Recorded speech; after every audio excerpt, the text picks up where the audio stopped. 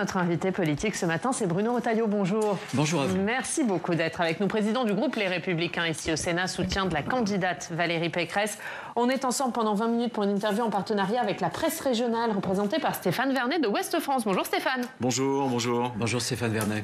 Bruno Retailleau, on va bien sûr parler du programme et de la campagne de Valérie Pécresse, mais d'abord l'actualité. Ce sont ces images de Boutcha qui révèlent les atrocités commises par l'armée russe durant cette guerre, avec des massacres de civils, un génocide selon le président ukrainien Volodymyr Zelensky, qui s'exprimera aujourd'hui devant le Conseil de sécurité de l'ONU.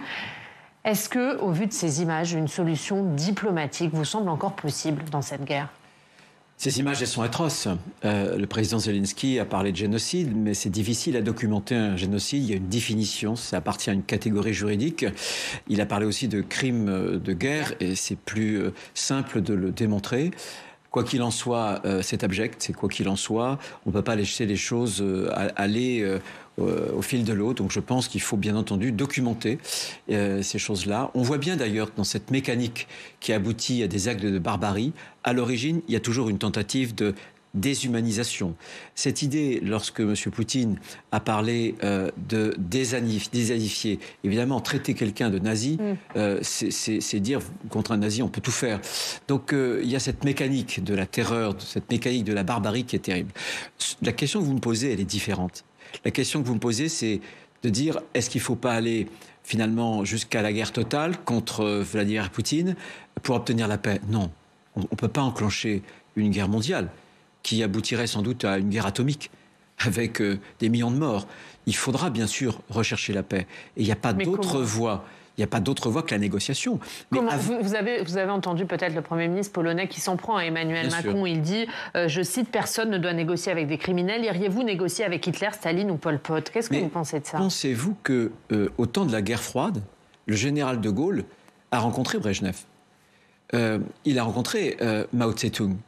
Au temps de la guerre froide, vous aviez des dirigeants chinois soviétiques qui avaient du sang sur les mains, pas avec quelques dizaines ou centaines de personnes massacrées, mais des millions, des dizaines de millions. Donc Emmanuel Macron a raison de parler à Vladimir Poutine pour vous. Bien sûr, malheureusement, il le fait sans aucun résultat. Mais ce que je veux dire, c'est qu'il faut négocier, sauf que pour négocier, il faut rendre le coût de la non-négociation, c'est-à-dire le coût de la guerre, le plus élevé possible. Comment Vladimir Poutine, en continuant à alimenter l'armée ukrainienne. Et les sanctions économiques avec succès, avec des sanctions économiques. Alors jusqu'où on peut aller en matière de sanctions qu'est-ce qu'on pourrait faire de plus aujourd'hui ? Je vais vous dire, les sanctions économiques, moralement, il faut le faire. Mais en réalité, ça n'est pas le plus efficace. Je pense que le plus efficace, et on le voit bien depuis des mois, il y a une alimentation, notamment sur des missiles anti-chars, sur des missiles sol-air, contre les hélicoptères, les avions qui sont obligés de voler parfois à basse altitude. Et l'armée ukrainienne a obtenu des résultats, tout simplement parce qu'elle avait des armes qui étaient des armes modernes. Et le premier résultat qui est une victoire, puisque l'armée russe a déserté les alentours de Kiev, et c'est à cette occasion, d'ailleurs, qu'à Boutcha, on a découvert ces crimes de guerre, et dans d'autres localités. Donc, bien sûr, la priorité, c'est d'armer les Ukrainiens. Il faudra négocier, parce qu'il n'y a pas d'autre façon d'aller à la paix. Simplement, il faut, dans une première phase, accepter le rapport de force, parce que M. Poutine, désormais, on le connaît, il ne s'arrêtera que si on l'arrête. Et l'idée d'aller plus loin encore en se privant très vite d'approvisionnement en gaz et en pétrole russe, ça c'est quelque chose de réaliste. Mais pour la France, oui. Nous on peut, mais pas nos voisins, c'est ça ? Et simplement un mot pour tous nos amis, si j'ose dire, écologistes, l'écologie politique, ils ont là le désastre de la politique qu'ils ont poussé en Allemagne. Ils ont poussé les Allemands à sortir du nucléaire. Qu'est-ce qu'on obtient ? On obtient une plus grande dépendance de l'Allemagne au gaz russe, et l'Allemagne est désormais un des pays d'Europe qui émet le plus de gaz à effet de serre. Donc c'est l'échec. Tirons-en les conséquences. C'est ce que je crains, et malheureusement, on l'a vu, parce que chaque crise, ça a été le cas de la Covid, mais c'est le cas de la guerre. Chaque crise révèle nos faiblesses. Et bien, la faiblesse, c'est des souverainetés pour nous qui ont été diminuées. Souveraineté énergétique, parce qu'Emmanuel Macron, malheureusement, tout dans son « en même temps », a pratiqué le tête à queue, le zigzag. Il a malheureusement pris des décisions mauvaises sur le plan énergétique. Il se rattrape en fin de mandat, mais c'est déjà trop tard. Que de temps perdu. On va parler d'un autre sujet d'actualité, c'est la Corse. De nouvelles violences ont éclaté en Corse dimanche lors d'une manifestation en hommage à Yvan Colonne. L'exécutif, le gouvernement, a souhaité reporter la réunion qui était prévue avec l'exécutif corse pour parler de l'avenir institutionnel de l'île, de la question de l'autonomie. Il a raison, le gouvernement ne peut pas dialoguer dans ces conditions. Le zigzag, c'est déjà trop tard. Puisque le gouvernement, Emmanuel Macron, a dépêché son ministre de l'Intérieur, Gérald Darmanin, qui a parlé sur place d'autonomie, et notamment d'autonomie à la polynésienne, ce qui est une autonomie qui précède tout juste l'indépendance, puisque quand vous avez une autonomie à la polynésienne, vous avez un gouvernement, vous avez des lois de pays, et vous avez un État restreint, c'est-à-dire un État qui n'a plus que des compétences d'attribution, et la collectivité des compétences générales. Non, la grande erreur, c'est d'avoir, là encore, cédé à la violence. Il y a une capitulation. Moi, je l'ai vécu. C'est une méthode de gouvernement. Je l'ai vécu à Notre-Dame-des-Landes.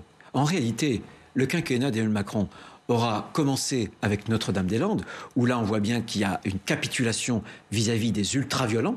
Et au moment où je vous parle, à Notre-Dame-des-Landes, il y a des agriculteurs qui ont été évincés et vous avez eu des irréguliers dont l'État régularise la situation. C'est donc la prime à la violence, c'est la prime à l'illégalité. Et puis vous avez, à l'autre bout de son quinquennat, vous avez la Corse. Et même les nationalistes ont dit qu'en 2 jours de violence, ils avaient obtenu plus que les autonomistes avaient, ou plutôt n'avaient pas obtenu en plusieurs années. Donc c'est une prime à la violence. C'est aussi la marque, je pense, de ce quinquennat. Mais du coup, qu'est-ce qu'elle ferait Valérie Pécresse si elle est élue sur ce dossier corse ? Mais jamais, jamais nous n'aurions négocié le pistolet sur la tempe. Mais maintenant, comment vous faites ? Comment vous ramenez le calme ? Et est-ce que vous discutez avec les élus de l'île sur l'autonomie ou pas du tout ? On peut discuter.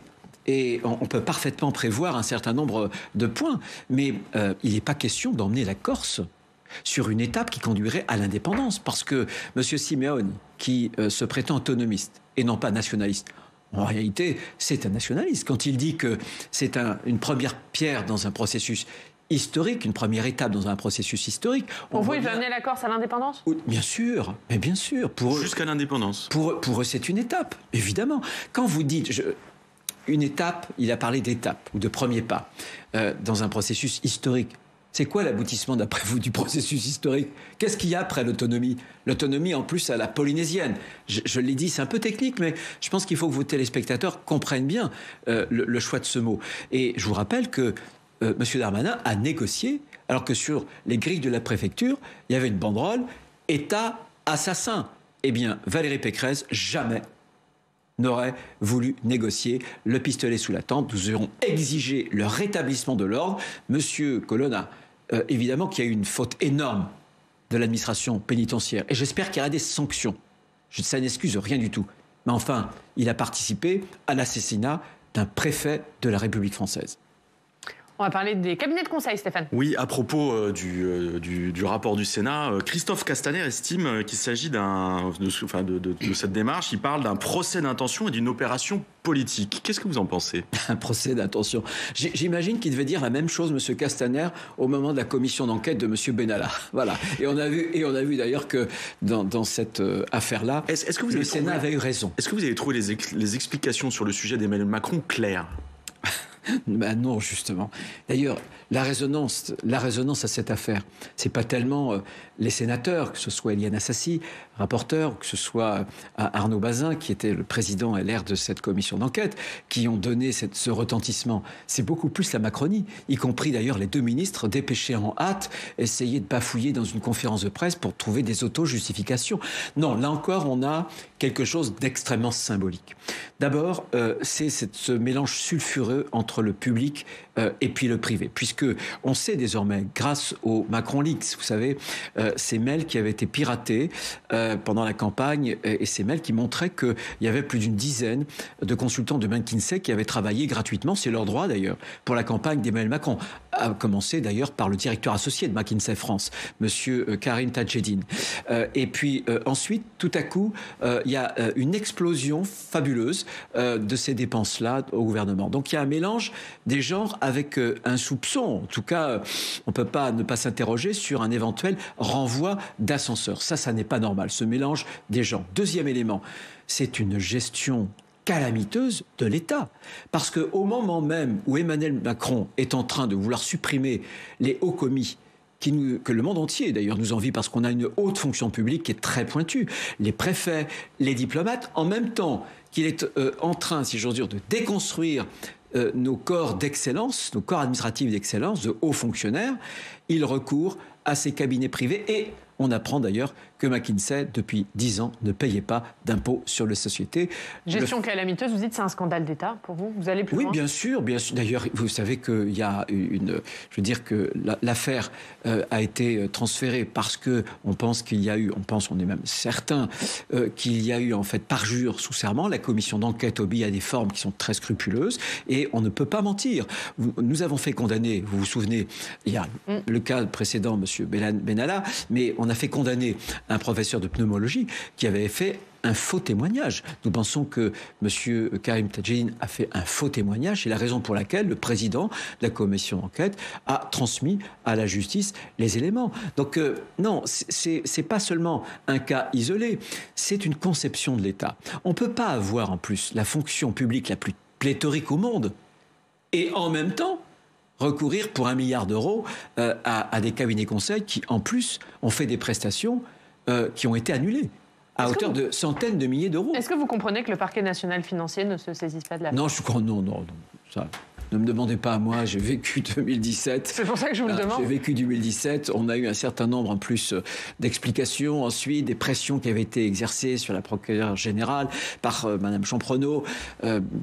Tout ça a été documenté depuis. Voilà. Donc tout ça n'était pas naïf. Les pratiques... je ne me l'explique pas. Je ne veux pas me l'expliquer. Voilà, je suis un élu, je suis respectueux des institutions de la Ve République, mais franchement, il y a 2 poids, 2 mesures. Les pratiques que vous pointez, elles préexistaient en fait, ça se faisait depuis longtemps, et les collectivités locales aussi ont beaucoup recours à des cabinets privés. Bien sûr, mais quand par exemple une région fait appel à un cabinet sur des points très techniques, sur une expertise qui va concerner par exemple les questions de mobilité, les collectivités, elles ne peuvent pas intégrer toutes les compétences. Mais là, c'est tout à fait autre chose. Et où est l'excès, finalement, dans cette histoire? C'est sur le montant? L'excès, il est sur le mélange des genres. L'excès, il est qu'on a confié à des cabinets d'expertise privés la responsabilité des décisions même de politique publique au moment des crises.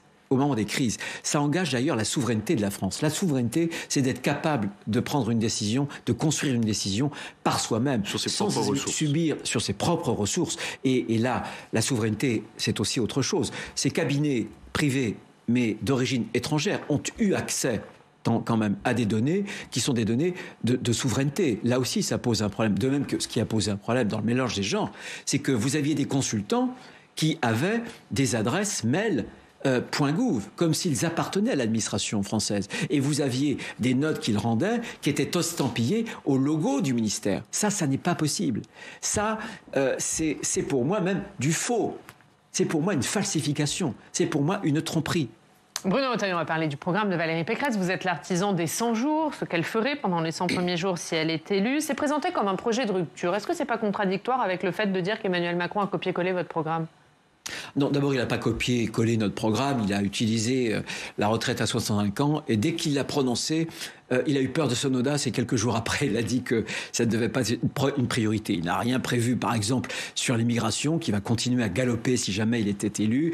Rien prévu pour modifier la justice, pour essayer de sortir du laxisme. Rien prévu non plus en matière d'endettement. Donc non, c'est très, très éloigné de notre parcours. La rupture, où elle est ? La rupture, c'est qu'avec cette idée des 100 jours, il faut mettre fin au malaise démocratique. C'est quoi le malaise démocratique aujourd'hui ? Ce sont des Français qui pensent que la politique ne peut plus rien pour eux. Ils voient défiler des gouvernants et en fait, c'est toujours la même chose. Rien n'est possible. C'est l'impuissance publique. Et puis, il y a la confiance. Cette idée que les élus ne respectent pas leur engagement. Eh bien, les 100 jours, c'est de dire, écoutez, on sait que pour y aller fort, il faut aller très vite. Et que si on veut vraiment bouger les lignes, si on veut faire ce qu'aucun gouvernement n'a jamais fait, il faut méticuleusement, soigneusement, avoir tout préparé, jour après jour. Les textes sont prêts et nous saurons ce que nous ferons du premier jour, non pas aux 100 jours. Vous commencez par quoi ? Quel Vous sera commencez le par premier quoi, texte du coup? On commence par une révision constitutionnelle. On commence. Dès il y a premiers deux jours. périodes. Il y a deux périodes. Il y a la période avant les législatives, parce que pour faire des lois, il faut aussi une assemblée. Il y a le Sénat qui peut commencer à travailler, mais le Sénat peut commencer à travailler aussitôt après l'investiture. Et puis ensuite, il y a la période d'après les élections législatives. Avant, nous faisons deux choses essentiellement. Nous lançons une révision constitutionnelle parce que si on veut vraiment reprendre le contrôle de nos frontières, de l'immigration, si on veut reprendre le contrôle notamment de l'ordre, remettre de l'ordre dans nos rues, alors il y a des points de constitution qu'il faut impérativement changer. Et surtout, elle a décidé de rendre la parole au peuple, c'est-à-dire que nous ferons à l'automne prochain un référendum et c'est le peuple français qui choisira vraiment sa politique migratoire. Pour pouvoir donner la parole au peuple français, il faut modifier dans la Constitution l'article 11. Ça n'est pas possible aujourd'hui, première chose. Et puis, on n'aura pas l'Assemblée, mais on a le pouvoir réglementaire, c'est-à-dire que les ministres, le Premier ministre, peuvent signer des décrets. Qu'est-ce qu'on fera, par exemple? Je vous en cite quelques-uns. On abrogera la circulaire Valls de novembre 2012 qui régularise les immigrants clandestins. Deuxième élément, on déconnectera aussi par un décret le prix de l'électricité du prix du gaz. Parce qu'il y a quelque chose que les Français doivent savoir, c'est que vous savez que le gaz en France rentre pour une proportion marginale pour la fabrication de notre électricité, 6%. Le problème, c'est que les règles européennes font qu'on paie le prix de l'électricité sur une indexation au prix du gaz. Donc c'est nous, les Français, qui sommes les plus désavantagés. Donc ça sera votre première mesure de pouvoir d'achat ? Et ça sera la première mesure du pouvoir d'achat. Une autre mesure du pouvoir d'achat, c'est de baisser, là aussi, des cotisations, des charges sociales. Voilà, on en fera plusieurs autres. Et puis ensuite, le deuxième temps, dès lors qu'on aura une assemblée, on fera justement des grandes lois sur la santé, déserts médicaux, hôpital, sur l'école, qu'il faut redresser parce qu'elle s'est effondrée, sur l'immigration, j'en parlais il y a quelques instants, sur la sécurité, et puis sur le pouvoir d'achat, grâce à un projet de loi de finances rectificatif, 10%, voilà, sur un certain nombre, les familles, les retraites aussi. Je crois que tout ça dans les 100 jours. C'est pas les 100 jours. Oui, alors les 100 jours, c'est une terminologie. En fait, je vais vous poser la question autrement. Est-ce que vous pensez que dans ce nouveau quinquennat, quel que soit le président ou la présidente élue, il y a une notion d'urgence qui fait qu'il faudra tout changer très vite? Alors là, je vous rejoins. Vous savez, j'ai consulté ceux qui, à droite, ont exercé le pouvoir, un président de la République, Premier ministre, leur directeur de cabinet, Édouard Balladur, Emmanuel Millon, qui a travaillé avec Nicolas Sarkozy. Et tous, évidemment, me disent qu'on a quelques mois pour vraiment réformer. Et si vous n'êtes pas prêt, le problème, c'est que l'exercice du pouvoir se prépare tout autant et plus même peut-être que la conquête du pouvoir. C'est ça qu'avec Valérie Pécresse, c'est ce qui change tout. Et c'est ce que je veux dire parce que parfois on nous dit mais pourquoi vous aurez le courage demain de faire ce que vous n'avez pas fait hier? Mais non, parce que la droite a changé et parce qu'on a une nouvelle méthode qui est de dire justement, instruite par les leçons du passé, qu'il faut qu'on profite des tout premiers mois. Si vous laissez passer ces tout premiers mois, il y a des blocages qui se mettent en place. Deux questions sur le programme, parce qu'il est vaste, on ne pourra pas tout faire, mais sur la réforme des retraites, ça c'est important pour les Français. Laurent Berger, hier, il a redit sur notre antenne qu'il était contre cette réforme et que pour lui, ça ne se justifiait pas financièrement parlant, qu'il n'y avait pas de problème de déséquilibre du régime à moyen et à long terme. Comment vous allez faire cette réforme sans la CFDT? Non, mais je respecte évidemment la CFDT, les partenaires sociaux, il y en a besoin, mais on ne peut pas dire ça. Enfin, l'idée de la CFDT, ça a été les 35 heures. Est-ce que ça a été une grande idée pour enrichir les travailleurs pauvres? Je ne crois pas. De même qu'ils ont porté jadis l'idée de la retraite à 60 ans. Non, le corps nous le dit, il y a un déficit. Et on l'a bien vu d'ailleurs. Demandez aux retraités, ce qu'Emmanuel Macron s'était engagé à ne pas repousser l'âge de départ à la retraite. Eh bien, ils ont été appauvris. Depuis des années, une des catégories françaises qui a perdu le plus en pouvoir d'achat, ce sont les retraités. Donc, on ne peut pas être le seul pays en Europe à rester à travailler jusqu'à 62 ans. Ça vous passerez sans la CFDT. Donc, écoutez, il y a une concertation. La concertation, elle est faite pour dialoguer, pour échanger. Moi, j'espère qu'on les convaincra. Mais pour convaincre M. Berger, ce que je lui dis, c'est qu'on ne peut pas être le pays qui, durablement, dépense le plus, travaille le moins et est le système social le plus généreux. Tout se tient. C'est par le travail. Et c'est le message que nous portons. Vous voyez, le pouvoir d'achat, par exemple. C'est par le travail qu'on améliore le pouvoir d'achat. Pourquoi est-ce qu'il y a 20 ans, je le dis aussi à M. Berger, Allemands et Français avaient le même niveau de vie? Pourquoi est-ce qu'aujourd'hui, la différence est 5 000 €? C'est parce que nous, il y a 20 ans, on fait les 35 heures, et parce que eux, il y a 20 ans, ils se décident de se retroucher les manches. Donc, 65 ans, c'est pas du sang et des larmes, c'est pour garantir le pouvoir d'achat des retraités, et c'est pour faire en sorte que sur nos jeunes, il n'y ait pas une charge trop lourde qui vont peser sur leurs épaules. Parce que c'est eux, une fois de plus, c'est une dette sociale qu'on va leur donner sur leurs épaules. On va parler de la campagne. Oui, Valérie Pécresse a plutôt réussi son meeting porte de Versailles ce dimanche. Est-ce que vous regrettez que ça arrive trop tard, si tard? J'aurais préféré qu'elle prononce ce discours. Est-ce qu'elle peut encore gagner? Je vous le demande vraiment très franchement. C'est plus difficile.